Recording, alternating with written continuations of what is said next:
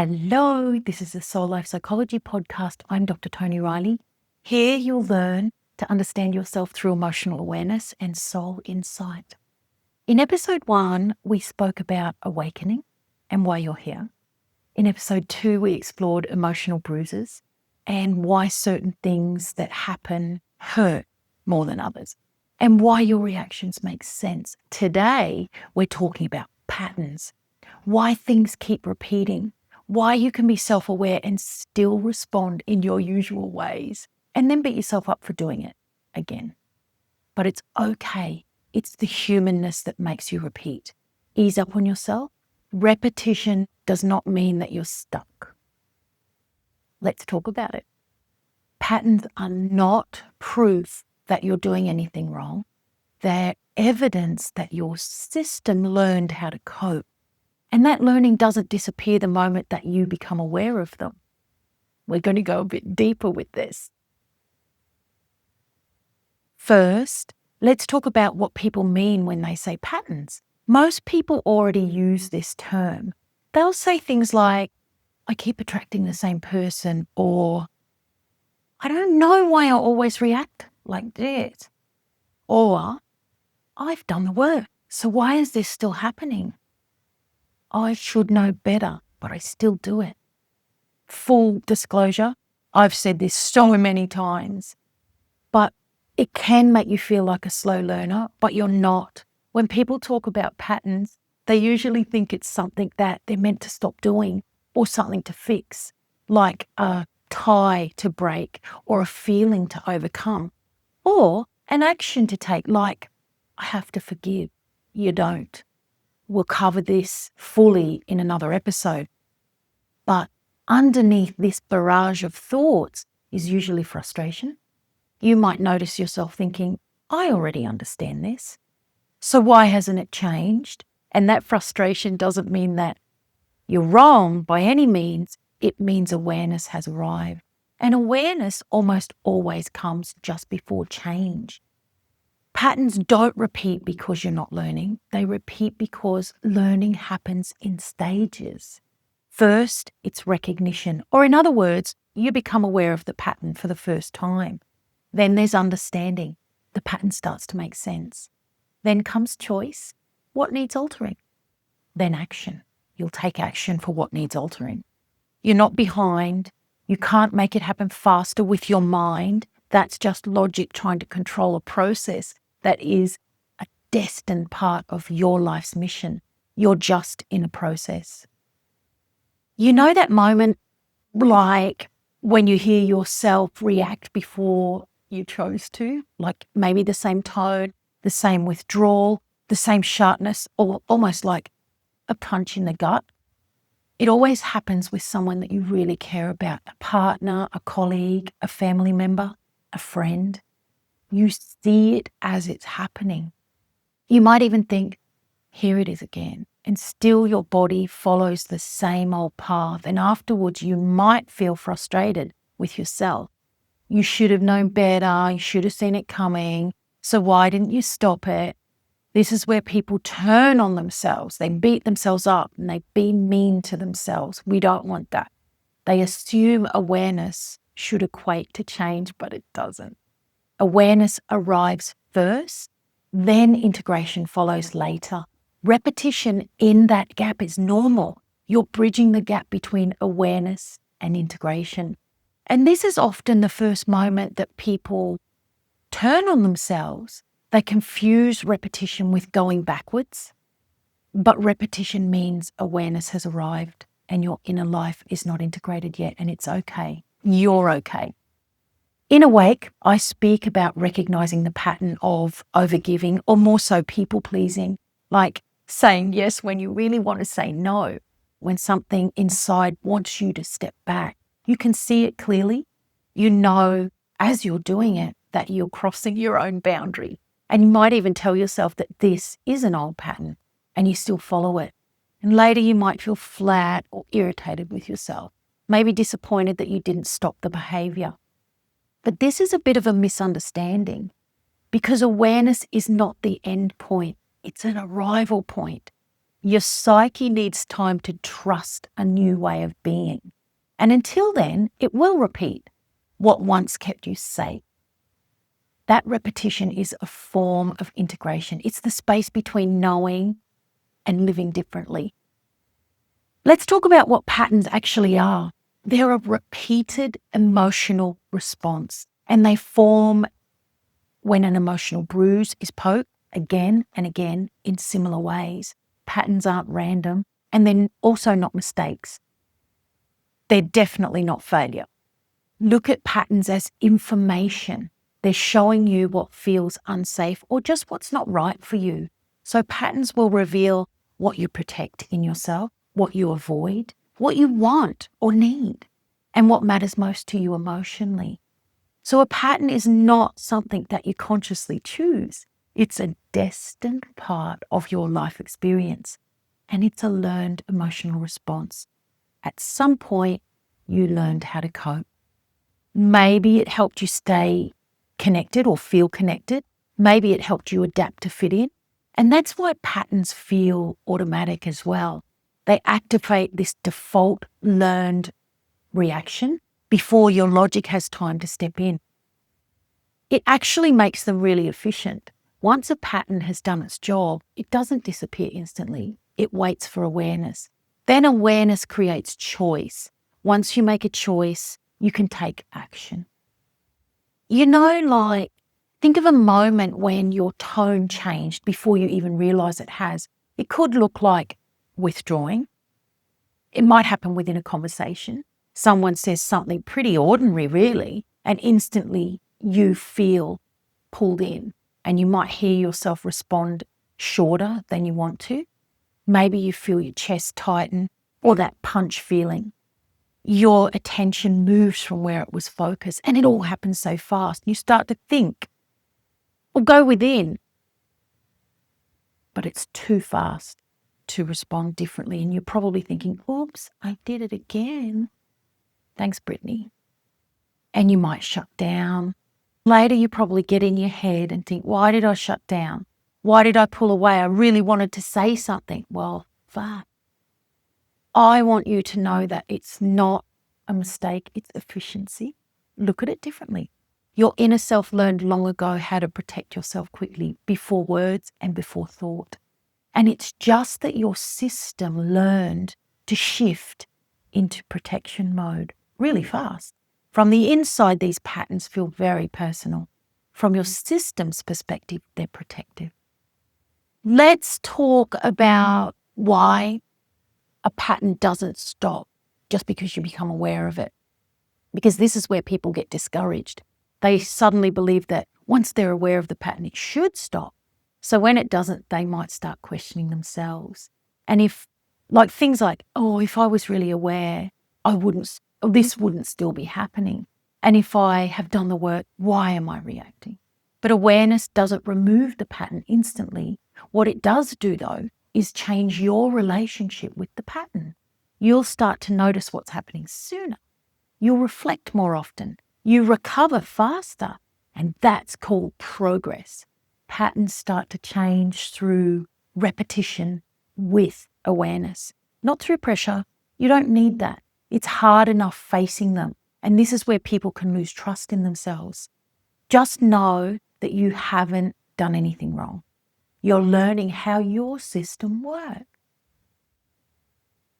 In my book, Awake, I wrote about the silent treatment within my marriage. I described noticing the familiar pattern only after the damage was done.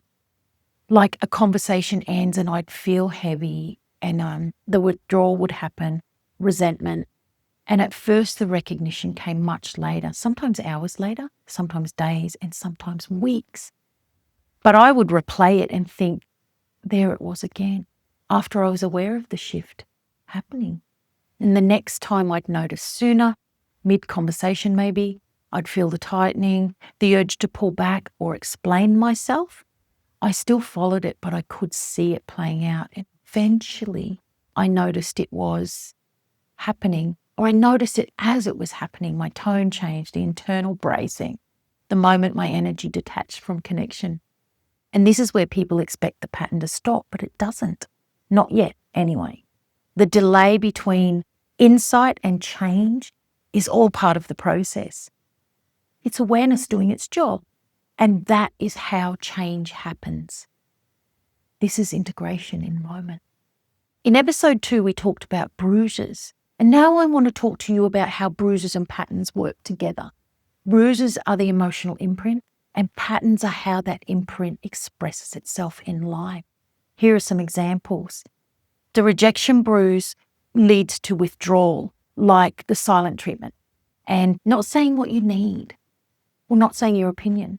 And abandonment, that bruise leads to maybe explosive emotional reactions, like making a mountain out of a molehill or making you very codependent with somebody.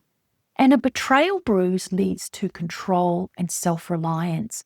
And this might look like micromanaging and not accepting help from others. The pattern isn't the problem. The pattern is the emotional bruise just protecting itself. When the bruise is understood, the pattern no longer needs to react as strongly. It loses urgency and it stops affecting you so much.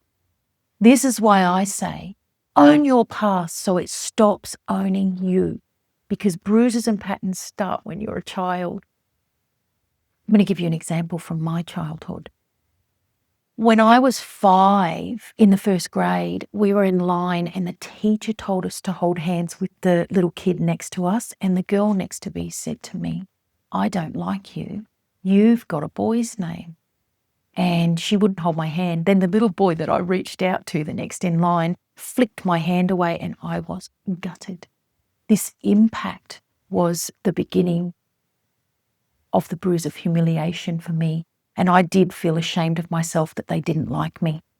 I looked at that little girl and her 2 friends and observed the colour of their skin and their hair, their shape, and internally I compared myself. And I concluded that I wasn't good enough, even though they only said to me they didn't like me because I had a boy's name. My brain went elsewhere and my bruise took over and made up stories about my physical inadequacies, or at least that I perceived them as such. I never told anyone until I was in my 40s. I hadn't realised how much that incident had impacted a lot of things within my life and mostly in my relationships. So let's put this in the context of a pattern. As mentioned, they play out with your important relationships. The bruise of humiliation is triggered by the perception of being criticised, even if that's not what's intended by the person. In my case, it poked that feeling of not good enough that started at 5. And I never knew what would set it off, but it always was something small that I would make in my mind into something really big, because it felt like I was being criticised, and it went something like this. My husband would withdraw, which was the silent treatment, and I would immediately try to work out, what did I do wrong? What did I just say? What did I do? And my pattern was to defend myself or try and explain what I actually meant or justify what I'd said. Then I'd detach and feel sorry for myself. I'd be thinking to myself, what did I do? And then I'd get angry. I'd get shitty and think to myself, I'm a good person. Why has this happened? This is all going on in my mind. I was really feeling like a little victim.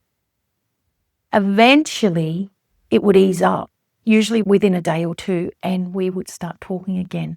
And it'd all be good for a while, a week or so, and then it would start again. The pattern would happen again. Anyway, after 16 years, the reaction for me started to make sense. And for you, it will too. Once that emotional imprint is understood, nothing's wrong with either person. It's the bruise playing out, your bruise and their bruise. Once the imprint is recognised, the reaction is no longer confusing. It becomes understandable. You kind of get what's going on. But you know what? Patterns feel personal. And they feel personal because they are. They were formed around moments where being yourself didn't feel good, or you didn't feel understood, or it wasn't safe to be yourself. So when a pattern is triggered, it can feel so intense. The default reaction is immediate, the behaviour, and emotional because you're hurt. That doesn't mean you're overreacting. It means something meaningful has been poked or activated. When you understand this, the internal dialogue changes. So instead of asking, what's wrong with me? Or whatever you ask yourself, you begin to ask, what's happening here? That shift alone brings a lot of relief. And relief doesn't come from fixing the pattern. It just comes from understanding it. When you stop judging the pattern or your pattern, something really important happens. You stop fighting yourself. You become curious about what's going on, more observant, less reactive. So do yourself a favor and lean into your pattern. Don't fight it. Because understanding patterns isn't about catching yourself out, and it's not about changing your behavior on command. It's about understanding how your system works, what triggers you, and more importantly, why does it? When understanding replaces judgment, space opens, and space is where choice lives. And this is where the transformation happens. Just know that the urge to fix yourself is often just another pattern. This work is not about correction. It's about the relationship with yourself happening as you becoming you unfolds. So in summary, patterns are part of your purpose and it's called living. Here's our little practical takeaway for this week. Notebook time, we can call it. This week, I want you to notice one repeating response, just one. When you feel yourself reacting in a familiar way, pause and ask yourself, what does this pattern protect? Does it stop you from feeling alone? Does it make you feel approved of? Does it make you feel like you can trust them? You don't need an answer immediately. Noticing is enough to begin the shift. If you are a meditator or if you reflect, the answer usually comes into your thoughts, into your awareness. Can I also say sometimes the answer shocks you? It's not what you're expecting. Usually we're oblivious right up until we become aware of the pattern, but then it's liberating. I want to remind you that if something in this episode raised a question, you're most welcome to send it for me to answer within the show notes. There's a form or a link to a form. Let's look ahead. In the next episode, we're discussing integration. Basically what happens after awareness kicks in, and can I tell you after that episode, which will be the 4th, things are going to get a little bit lighter and we'll start exploring some fun things like intuition and metaphysics. So a bit less intense than these first episodes, but I needed to cover them for you so that you can just get your head around or your heart around even about who you are and why you do the things that you do. I want to say one thing before I close. Soul Life Psychology practitioner training begins in a few weeks, and I'm teaching it live online in a small group. This training is for people who already feel the pull to work with others, or maybe you already do. You don't need to have it all figured out. If you recognize yourself in anything that I'm speaking about, this might be an indicator of alignment for you. It's calling you. There's a link in the show notes to book a conversation with me, or you can send me an email to Dr. Toni, that's Dr. Toni, at ToniReillyInstitute.com. We'll be able to tell quickly if this is for you or not. Wowzers. Okay, thank you for being here. If this episode resonated, subscribe and stay connected. You can share it as well. I'll be back with another episode soon. Awareness is the ultimate activism. What's the definition of insanity? Ain't it just a difference in reality?